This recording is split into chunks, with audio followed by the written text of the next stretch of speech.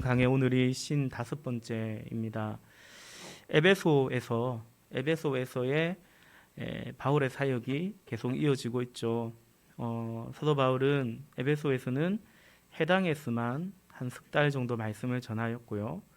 그것만 해도 바울이 어느 한 곳에서 꽤 오래 머문 것입니다. 근데 그 뒤로는 두란노 소원이라는 곳에서, 그 에베소에 있는 두란노 소원이라는 곳에서 2년 동안 또 제자들을 따로 가르치며 또 제자들을 세워갔습니다.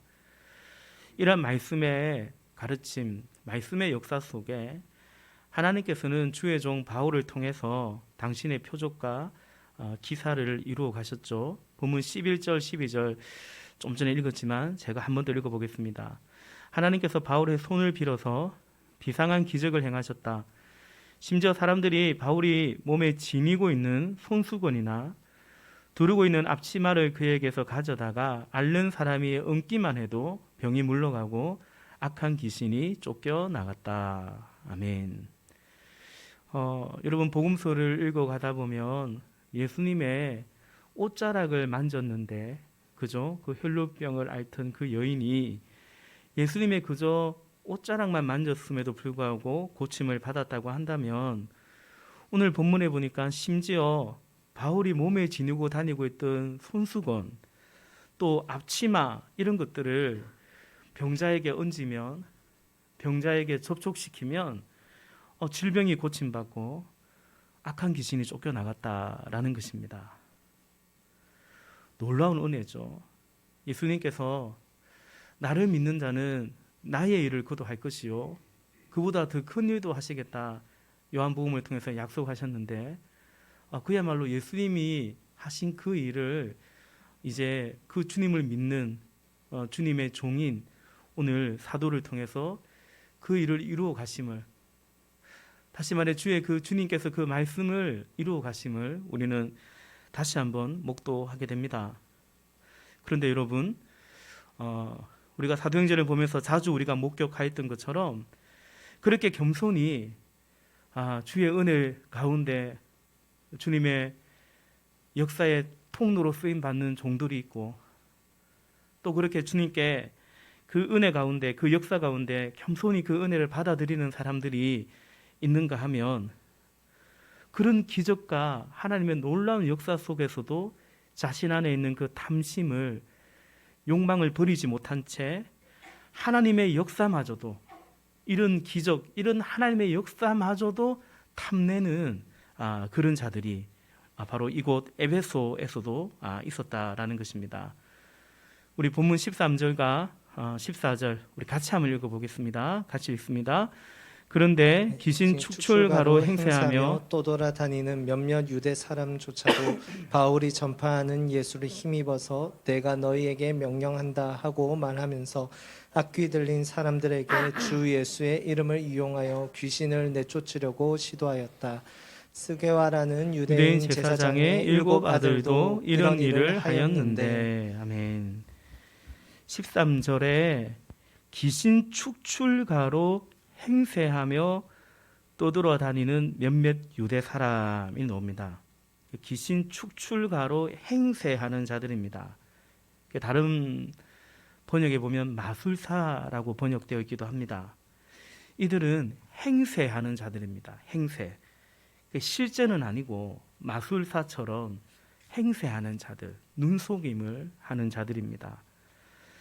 다시 말해서 실제로 이들은 영적인 것을 잘 알지 못합니다. 귀신에 대해서, 영적인 것에 대해서 잘 모릅니다. 그냥 그런 것처럼 사람들의 눈만 속였던 것입니다.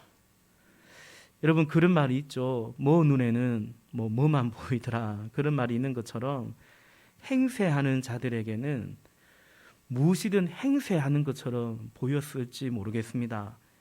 이들이 바울을 보고서요, 바울이 손수건을 얹고 바울이 쓰는 앞치마도 얹고 바울이 또 예수 이름으로 명하며 병을 고치고 더러운 귀신을 내쫓았는데, 바울이 하는 그것을 바울의 저 행세를 보라, 바울처럼 행세해서 예수 이름을 이용해서 악한 귀신을 내쫓으려고 했던 것입니다. 한마디로 이들은 그런 것을 통해서 마술을 통해서 꽤 수입을 짭짤한 수입을 올리고 있었는데 이제 저거 예사롭지 않네. 놀라운 걸 대단하네. 그러면서 예수 이름을 행세해서 바울을 행세해서 귀신을 내쫓으려고 한 것입니다. 그러니 결국 그게 뭡니까? 예수님과는 전혀 상관없는 자들이 귀신에게 덤벼든 셈이 되는 거죠. 예수 이름을 입에 올리기는 했겠지만 바울을 따라서 바울 행세를 했기 때문에 그러나 실제로 그들은 예수님과 전혀 상관없는데 오히려 귀신에게 덤벼든 셈이 된 것이죠. 그 결과 어떻게 되겠습니까? 본문 15절 16절입니다. 우리 또 다시 한번 같이 한번 읽어보겠습니다. 15절 16절 시작. 귀신이 그들에게 나는 예수도 알고 바울도 알지만 당신들은 도대체 누구요 하고 말하였다. 그리고서 악귀 들린 사람이 그들에게 달려들어 그들을 짓눌러 이기니 그들은 몸에 상처를 입고서 벗은 몸으로 그 집에서 도망하였다. 아멘. 귀신에게 제대로 한방 걸려 얻어맞는 것을 보게 됩니다. 귀신이 그들에게 말하지요. 15절 나 귀신은 예수도 알고 바울도 아는데 당신들은 뭐냐? 니네는 뭐냐?라는 것입니다. 그러면서 16절에 그들에게 달려들어 짓눌러 버렸다라는 것입니다. 그러자 그들은 놀래가지고 막 옷을 그냥 홀라당 다 벗고 그렇게 도망쳤다라는 것입니다. 여러분 이 일이 에베소에서 또 하나의 놀라운 사건, 파장이 되었습니다. 그러니까 주님이 바울의 손을 통해서 표적을 행하였다면 이제 악한 귀신들에 의해서도 모양새는 다르지만 또 다른 표적이 나타난 거죠. 이야, 저 마술사들이 귀신에게 덤벼들었다가 바울은 그 악한 귀신을 내쫓았는데 저들은 귀신에게 오히려 제압을 당하는구나. 그리고 그 귀신이 그들의 입술로 뭐라고 말하냐면 내가 바울도 알고 내가 예수도 아는데 니네들은 도대체 뭐냐 그랬다는 것이죠. 그러니까 귀신도 예수님과 그의 종 바울을 알고 그 예수의 이름에 바울에게는 항복하고 복종 이제 못 이기는데요. 그러나 그것을 이제 그들이 증거한 셈이 된 거고 또 한편으로는 그 도시 안에 만연했던 그 마술사들의 그것이 얼마나 가짜인지 허상이었는지 허구였는지가 이제 드러나게 된 것입니다. 여러분 결론적으로 여러분 이 일은 다시 한번 에베소 사람들에게 그 도시 안에 복음을 그리고 복음의 능력을 경험하는 사건이 또 되었다라는 것입니다. 그래서 여러분 오늘 이 사건을 통해서 바울이 기적과 표적을 행했던 그 사건 플러스 그 마술사가 겁도 없이 덤벼들어서 그 귀신들에 의해서 나타난 악한 귀신들에 의해서 나타난 그 표적 또 그들의 어떤 뭐라고 할까요? 고백이라고 할까요? 그것을 통해서 오늘 결과적으로 이 에베소 안에 본문 안에 어떤 그 현상에 대해서 반응이 나타나죠. 두 가지 반응이 나타남을 보게 되는데요. 첫째는 하나님에 대한 경외입니다. 경외. 하나님에 대한 경외라고 하는 것은 두려움이고 그리고 하나님을 높임, 찬양하는 거죠. 우리 17절입니다. 제가 읽어보겠습니다. 이 일이 에베소에 사는 모든 유대 사람과 그리스 사람에게 알려지니 그들은 모두 두려워하고 주 예수의 이름을 찬양하였다. 아멘. 여러분 로마서 1장 말씀에 복음의 능력, 복음은 모든 믿는 자에게 구원을 주시는 하나님의 능력이 된다. 그것이 유대인이든 혹은 헬라인이든 이방 사람이든 개의치 않고 복음은 그 복음을 받아들이는 자에게 모든 믿는 자에게 구원을 주는 하나님의 능력이라고 했습니다. 여러분 이처럼 복음에 대한 응답의 첫 번째는 뭐냐면 그들이 복음으로 말미암아 이제 복음을 받아들이고 복음의 능력을 통해서 복음을 받아들이고 결국 하나님을 경외하고 하나님을 찬양하게 되었다라는 것입니다. 여러분 우리가 하나님을 알게 되면 그분께 어떻게 해야 되는지를 알게 되죠. 하나님은 이런 분이라는 것을 알게 되니까 하나님께 어떻게 해야 되는가? 하나님은 경외하실 분이라는 거죠. 우리가 경외할 분이라는 거죠. 그리고 마땅히 찬양할, 찬송할 분이시다라는 것입니다. 17절에 에베소에 사는 모든 유대 사람과 그리스 사람에게 알려지니까 그들이 두려워하고 주 예수의 이름을 찬양하였다라는 것입니다. 더 나아가 복음 앞에 어떻게 응답합니까? 18절 말씀입니다. 그리고 신도가 된 많은 사람이 와서 자기들이 한 일을 자백하고 공개하였다. 아멘. 신도가 된 사람들, 그러니까 하나님을 믿게 된 사람들입니다. 이들이 자신들이 한 일에 대해서 자백하고, 그러니까 공개적으로 자백했다, 회개했다라는 것입니다. 우리가 이제 교회의 역사 속에서, 우리나라의 선교의 역사 속에서도 1903년에 온산 대부흥이 일었을 때도 그 부흥의 불씨가 불꽃이 타올라서 1907년에 평양 대부흥 때에도 그런 역사가 있었죠. 죄를 자백하는데 공개적으로 자신의 죄를 자백하는 그런 역사들이 있었는데 오늘 에베소에서 그런 일들이 일어납니다. 더 나아가 이들의 회개는 그저 시인하고 자백하는 것에 그치지 않습니다. 그들이 그 죄를 인정해서 자백했는데요, 이제 그 죄에서 돌이키는 거죠. 그러니까 지금까지의 죄를 인정할 뿐만 아니라 자백할 뿐만 아니라 이제 그 삶을 청산하는 것을 보게 됩니다. 그게 19절이죠. 우리 19절도 같이 한번 읽어보겠습니다. 또 마술을 부리던 많은 사람이 그들의 책을 모아서 모든 사람 앞에서 불살랐다. 책값을 계산하여 보니 은돈 5만 립에 맘먹었다. 아멘. 마술을 하던 많은 자들이 그들의 책을 모아서 불살랐습니다. 그 도시에 마술을 하던 자들이 많았던 것입니다. 책값을 계산하니 은돈 5만 립이었다.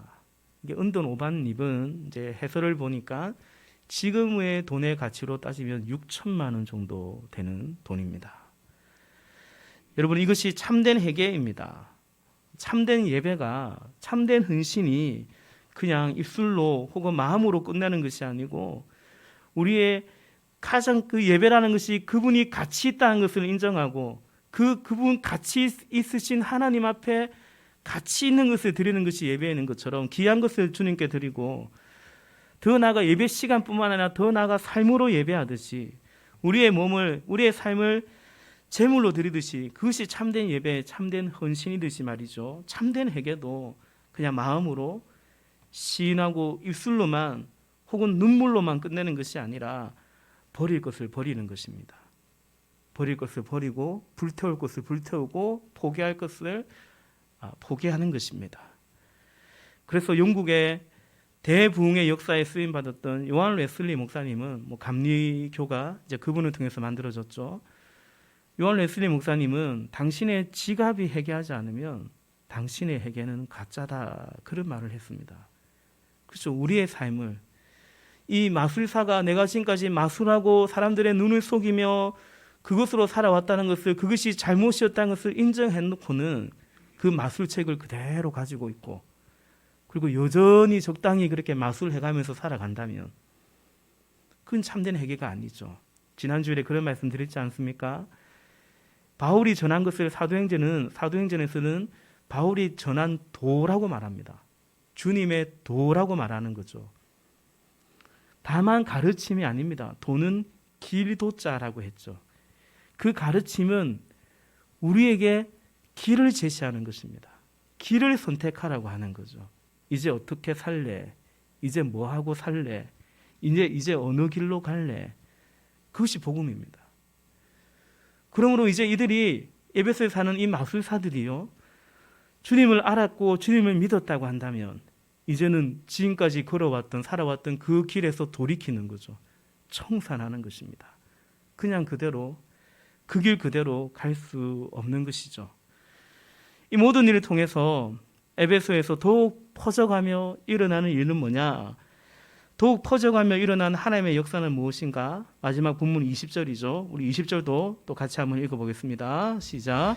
이렇게 하여 주님의 말씀이 능력 있게 퍼져나가고 점점 점점 힘을 떨쳤다. 떨쳤다. 아멘. 여러분, 이렇게 해서 표적과 기사가 점점 퍼져나갔다라고 말하지 않습니다. 주님의 말씀이 더 흥황하여 퍼져나갔다라는 것입니다. 이렇게 하여 능력의 종 사도 바울의 치유 집회, 신유 집회, 그런 집회가 일어났다는 거 말하지 않고요. 주의 말씀이 능력 있게 퍼져나가고 점점 힘을 떨쳤다라고 말하고 있습니다. 여러분, 이처럼 참된 영적인 부흥은 복음 전파의 그리고 말씀의 전파의 부흥으로 이어집니다. 어떤 교회가 혹은 어떤 목사가 유명해지는 것이 아닙니다. 주의 복음이 주님의 이름이 말씀이 퍼져가는 것입니다. 그래야 말씀이 퍼져가서 어떤 일이 일어나겠습니까? 영혼 구원의 역사가 일어나는 거죠. 진정한 회심의 역사가 열매들이 나타나는 것입니다. 하나님은 주의 말씀을 통해서 또 이렇게 말씀을 전하는 주의 종을 통해서 표적과 기사를 행함으로 말미암아 이 일을 이루어 가시는 겁니다. 영혼 구원의 일들을, 진정한 영적인 추수의 일들을 이루어 가는 것입니다. 여러분, 오늘 본문을 볼 때 그런 생각이 듭니다. 제가 지난 주일 이 시간에도 그런 말씀을 드린 것 같아요. 우리가 진짜 복음 앞에는 참과 거짓이 드러나게 되어 있습니다. 그것을 받아들이든지 아니면 그것을 배척하든지 복음 앞에 그런 결단의 역사가 나타나는 것 같아요. 복음은 듣고 예수님을 믿는다고 하는데 나는 그냥 그대로 그 길 그대로 갈 수는 없는 거죠. 알곡이 있고 가라지가 있게 되는 것입니다. 설령 지금이 드러나지 않는다 할지라도, 지금 드러나지 않는다 할지라도 그 날이 오면, 그 때가 되면 반드시 드러나게 되어 있습니다. 어찌 보면 여러분, 지금 이 땅에서 우리의 삶은 그 날을 준비하는 거예요. 그 날을. 그때 다 드러나게 될 거니까. 지금. 때로는 하나님이 우리를 정결하게 하십니다. 요즘 야고보서 말씀을 새벽마다 보고 있지만 믿음의 시련을 통해서 우리를 불순물을 태우고 정금 같게 하시는 것입니다. 왜요? 그래서 시련을 견디는 자는 복이 있다 했습니다. 왜? 그날에 심판의 날이 아니요 우리의 구원이 완성되는 날이기 때문인 것입니다. 개인적으로 뿐만 아니라 이런 코로나 같은 이런 국가적 상황, 아니 전 세계적 이런 상황 속을 통해서도 사실은 하나님께서는 우리의 믿음을 정결하게 하시고, 과연 우리가 이 시련 속에서 야고보 선생이 말하는 것처럼 참됨이 입증되는가. 때로 우리의 삶의 고난을 통해서 그럼에도 우리가 하나님의 자녀로서, 주님의 종으로서 주를 향한 그 믿음을 지켜나가는가, 주의 계명을 지켜나가는가. 여러분, 성경은 성도의 삶을 하나님에 대한 계명과 예수에 대한 믿음을 지키는 삶이라고 말하고 있어요. 사도 바울이 나의 달려갈 길을 다 마치고 내가 선한 싸움 다 싸우고 믿음을 지켰다고 말하고 있죠. 세상 사람들은 자기의 행복을 지키며 살아갑니다. 건강을 지켜야죠.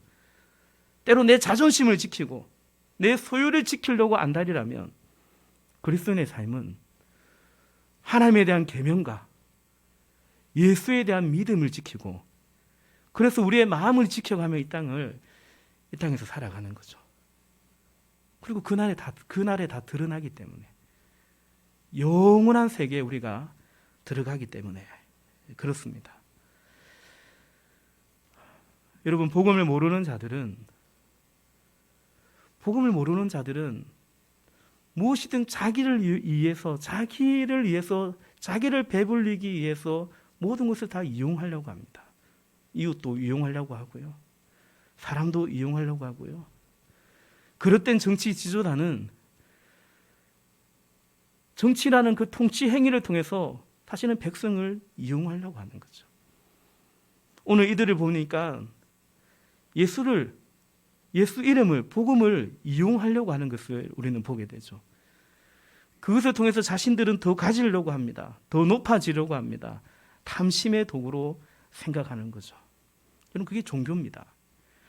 종교는 나의 종교가 내 것을 위한 도구로 삼는 것이 그게 이제 종교입니다. 그러나 복음을 깨달은 자들은 어떻게 합니까? 하나님을 경외합니다. 두려워하기도 하고 찬양하기도 하죠. 그리고 그 옛사람을 옛길을 청산했습니다. 그냥 그대로 계속 살 수가 사실은 없는 거죠. 우리가 복음을 깨달았다, 믿게 되었다, 그 말인즉 무슨 말입니까? 은혜를 입게 되었다라는 거죠. 은혜를 입었다라는 것입니다. 제가 종종 말씀드리죠. 은혜는 위로부터 부어지는 것입니다. 그죠? 은혜는 우리가 입는 것입니다. 덧입는 것입니다. 위로부터 아래로 부어지는 것입니다. 그래요. 은혜는 위로부터 아래로 흘러내려오는 것입니다. 그래서 은혜를 입으면 어떻게 되냐면 은혜의 물결을 따라 살아갑니다.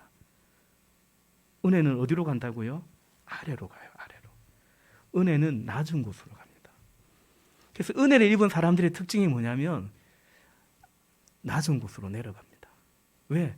은혜를 입었기 때문에. 그게 왜 뭡니까? 계곡에 물살이 세면 그 물살에 그냥 휩쓸리면 물살 따라서 물결 따라서 내려가지 않습니까? 그죠? 은혜의 물결을 따라서 은혜를 거슬러 위로 올라가는 게 아니고 아래로 낮은 곳으로 갑니다. 주님은 드러나고 나는 감추어지는 그런 삶을, 자신을 낮추는 삶을 향해서 가게 됩니다. 낮은 곳으로, 우리 그 찬양이 있죠. 위로브라는 찬양팀이 부른 노래인데요. 오늘 예배 후에, 설교 후에 우리 같이 찬양하고자 하는데요. 낮은 곳으로. 그 낮은 곳으로라는 찬양 가사에 이런 말이 있습니다. 낮은 곳으로 우리를 초대하네, 함께 하자고 말씀하시네. 그런 생각이 듭니다. 낮은 곳으로. 그 말인즉 주님 계신 곳으로. 주께 가까이, 더 가까이. 그이가 어딜까요? 낮은 곳입니다. 낮은 곳입니다. 그러므로 여러분, 우리가 내가 은혜 안에 있는지, 내가 말씀 안에 있는지 확인할 수 있습니다. 내가 높아지려고 하나, 내가 더 낮아지려고 하나라는 것입니다. 물론 여러분, 은혜 받은 자들이, 주를 믿는 자들이 높은 자리에 앉을 수 있습니다. 오늘 대통령 선거를 했는데요, 대통령이 될 수도 있습니다. 지도자가 될 수도 있습니다. 은혜 받은 자들이. 그러나 은혜 받은 자들은 그곳이 어디이든 그가 머문 그곳에서 낮은 곳으로 작은 자를 향해서, 소자를 향해서 나아가는 것입니다. 진정한 지도자는, 우리가 바라는 지도자는 그런 지도자 아닙니까? 오늘 우리 집사님 신명기 말씀 의지하며 같이 우리가 기도했던 것처럼 그렇죠. 소외되고 어려운 자들을 향해서. 성경이 말하는 하나님 백성의 삶은, 제가 언제가 말씀드린 것처럼 성경이 말하는 거룩이란 그냥 여기서 좀 복장을 좀 거룩하게 입고 그게 아닙니다. 이스라엘 백성에게 거룩이라는 것은 밥 모퉁이를 추수하지 않는 거였어요. 이스라엘 백성에게 거룩이라는 것은 추수할 때 떨어진 이삭을 다시 줍지 않는 거예요. 그게 하나님 백성의 표징이었습니다. 그거 다시 주우면 내 건데, 다 추수하면 내 건데, 그러나 하나님이 나그네 된 자들, 가지지 못한 자들을 위해서 내버려 두라 했으니까, 그것은 따로 남겨놓으라 했으니까 그 말씀에 순종해 가는 것이 그게 하나님 백성이었습니다. 여러분, 그래서 낮은 곳으로 작은 자를 향해서 소자를 향해 나아가는 그것이 바로 주님 계신 곳으로 가는 것이죠. 마태복음 25장에 우리 지난 읽었지 않습니까? 그 양과 염소의 심판에 비유해서 그리 말씀하죠. 오른쪽에 있는 자들을 향해서, 양의 편에 선 자를 향해서, 너가 나 목마를 때 마실 거 주었다. 너가 나 배고플 때 먹을 거 주었다. 내가 헐벗을 때 입을 거 주었고, 내가 옥에 갇혔을 때 너가 나 찾아와 주었다. 내가 언제 그랬습니까, 주님? 제가 언제 그랬습니까? 주님 뭐라고 대답합니까? 그 여기 있는 너희 중에 있는 지극히 작은 자에게 한 것이, 가장 낮은 자에게 한 것이 나에게 한 것이라고 주님 말씀하시죠. 여러분 기억도 못하는 것입니다. 왜? 그냥 은혜의 물결 따라 그렇게 살았기 때문에.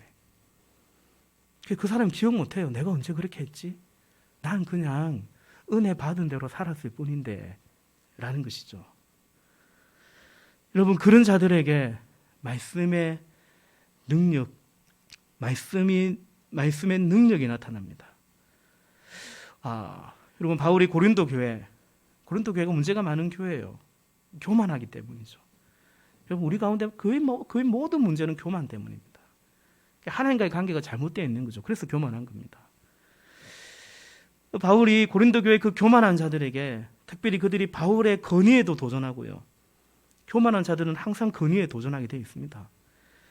그들에게 엄중하게 바울이 경고합니다.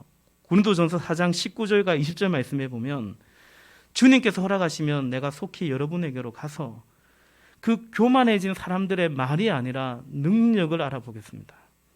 하나님의 나라는 말에 있지 않고 능력에 있습니다. 라고 말합니다. 여기서 능력이라는 것은 여러분, 손수건 얹었더니 귀신이 나가더라, 앞치마를 둘렀더니 병자가 고침받더라, 다만 그 능력을 말하는 것이 아닙니다. 은혜에 어떻게 반응하고 있느냐라는 거죠. 굳이 말하자면 겸손의 능력일 것입니다. 낮아짐의 능력이라고 할까요? 그래서 섬김의 능력. 섬김이 그냥 됩니까? 인내하는 능력, 순종하는 능력, 그것이 곧 능력인 것입니다. 여러분 실제로 그렇습니다. 교만한 사람들은 언제나 말만, 입만 무성합니다. 그런데 그들은 감당하지 못해요. 영혼을 감당하지 못합니다.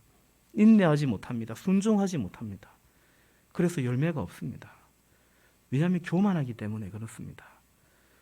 여러분 교만하면요 주의 능력이 역사하지 않습니다. 주의 능력을 덧입지 못하는데 어떻게 열매를 맺을 수 있겠습니까? 다시 말해서 하나님의 은혜를 옳게 받지 못했고, 그리고 은혜 안에 잠겨있지 않기 때문에 그렇습니다. 고린도 교회가 그랬습니다. 비방은 잘하는데 실제로 능력이 없었습니다. 그래서 바울이 내가 가면 그 교만한 사람들의 말이 아니라 능력을 보겠다, 열매를 보겠다라고 말씀했던 것입니다. 여러분 은혜 받은 신앙, 성숙한 믿음이라는 것은 사실은 낮아짐, 겸손입니다. 그리고 겸손한 자에게 하나님이 은혜를 더해 주시고 복을 더해 주시고, 결국 겸손한 자를 통해서 주님이 일해 가시는 것을 우리는 보게 됩니다. 그러므로 교만한 자는 하나님께 쓰임 받기가 힘듭니다. 왜냐하면 교만한 자에게, 오늘 바울에게 일어났던 이런 표적과 기사가, 교만한 자에게 이런 능력과 은사가 나타난다면요, 그건 그들에게 복이 되지 못합니다. 그리고 유익이 되지 못하죠. 그들 자신에게도, 그리고 공동체에게도, 주의 나라에도 유익이 되지 못하기 때문에 교만한 자는 하나님께서 능력을 붓지 않으십니다. 주의 통로로 쓰임 받기가 힘듭니다. 우리 본문 11절 말씀은요, 오늘 본문이 제일 11절부터 시작되는데 다시 한번 같이 한번 읽어볼까요? 11절 시작. 하나님께서 바울의 손을 빌어서 비상한 기적들을 행하셨다. 아멘. 하나님께서 바울의 손을 빌어서 기적을 행하셨다 말합니다. 기적은 누가 행한 것입니까? 주어가 하나님께서입니다. 누구를 통해서요? 바울의 손을 빌어서 기적을 행하셨다라는 것입니다. 사람들이 볼 때는, 아까 그 마술사에 행세했던 그 사람들이 볼 때는 그렇게 보이지 않는 거죠. 아, 저 사람이 용하구나, 대단하구나. 그러나 실체는 그게 아닙니다. 하나님께서 바울의 손을 통해서 손을 빌어서 기적을 행하셨다. 바울은 하나님의 도구이고 통로입니다. 여러분, 이것이 가장 정확한 실체입니다. 실체입니다, 여러분. 우리도 오늘 누가 섬깁니다. 그죠? 저는 지금 목사가 되어서 이렇게 너무나 두렵고 너무나 영광스럽게도 주의 말씀을 전합니다. 그러나 여러분도 그렇게 생각하시고 저 또한 기도하기로는 하나님이 종의 입술을 통해서 주의 말씀을 증거해 주시기를 원하는 것입니다. 내가 말을 지어내어서 말하는 게 아니라 내가 하고 싶은 말을 하는 게 아니란 말이죠. 내가 말을 잘하는 게 아니란 말이죠. 그래서 사도 바울은 항상 그것을 구했습니다. 쉽게 말하면 내가 더 잘 전하게 해주세요라고 바울이 구한 것이 아니라 사람의 아름다운 말로 하지 아니하고 전도의 미련한 방법으로 하나님의 역사를 이루기를, 구원의 역사를 이루기를 오히려 더 기도했던 거죠. 우리 중 누군가는 목자로, 목녀로, 또 싱글 목자로 선격합니다. 그죠? 하나님께서 나를 통해서, 우리를 통해서, 어찌 보면 나 같은 죄인을 통해서, 사도 바울이 디모데 전서에서 말하는 것처럼 죄인 중에 괴수였는데 나를 충성되이 여겨 내게 직분을 맡겨주셨고 나를 통해서 주의 복음을 전하게 하신다 고백하는 것처럼 말이죠. 내가 자격이 있어서가 아니라 우리가 정말 바라봐야 될 정확한 실체는 이것입니다. 하나님께서 바울의 손을 빌어서 하나님께서 우리를 통해서, 우리 교회를 통해서 주님의 일들을 행해 가시는 것이죠. 이것이 가장 정확한 것이고요. 이렇게 깨닫고 이렇게 믿는다면 가장 아름답고 복된 모습인 것입니다. 그리고 우리가 진정 사모할 것이 이것입니다. 우리가 성령의 충만, 성령의 은사를 사모할 이유 또한 바로 이것입니다. 하나님께서 나를 통해, 우리를 통해 일해 주시기를 사모하기 때문에, 그래서 성령의 은사도 사모하는 것입니다. 여러분, 그런 인생이 되시기를 축복합니다. 하나님이 여러분을 통해서, 여러분의 가정, 우리의 자녀들 통해서, 우리의 교회를 통해서, 우리의 물질을 통해서 하나님이 당신의 뜻을 이루시는 그런 저와 여러분, 우리 모두가 되시기를 주님의 이름으로 축복합니다. 그러므로 우리가 사모할 것은 여러분 은혜입니다. 여전히 은혜입니다. 은혜 아니면 이런 역사가 나타나지 못한다가 아니라 은혜 아니면 우리가 낮아지지가 못합니다. 낮아지지 않습니다. 우리 별로 안 좋아합니다. 은혜 아니면 말이죠. 더 항상 상승지향적이지. 우리 다 상승지향적입니다. 낮은 곳이 아니라 높은 곳을 향해 갑니다. 그리고 그 안에서 뭐 좀 되면 우쭐대고 교만하거나 아니면 낙심하고 열등감에 쉽게 빠집니다. 은혜 아니면 그렇습니다. 그깟 몇 평, 한 10평 더 넓은 집에 사니 안 사니, 조금 더 뭐 좋은 뭡니까 옷을 입니 안 입니, 그냥 고작 그런 것에 그냥 우리 인생을 그냥 빼앗기고 마는 거죠. 은혜 아니면 그렇습니다. 사순절을 통해서 또 우리가 함께 주의 몸된 교회, 특별히 가정교회와 목장을 통해서 우리는 이 연습들을 해가는 것입니다. 은혜 안에서 낮아지고 입만 무성하지 않고 부족하지만 비록 더딜 수 있지만 성령의 열매, 예수님을 닮아가는 열매, 또 영혼 구원의 열매를 맺어가기를, 그래서 겸손하게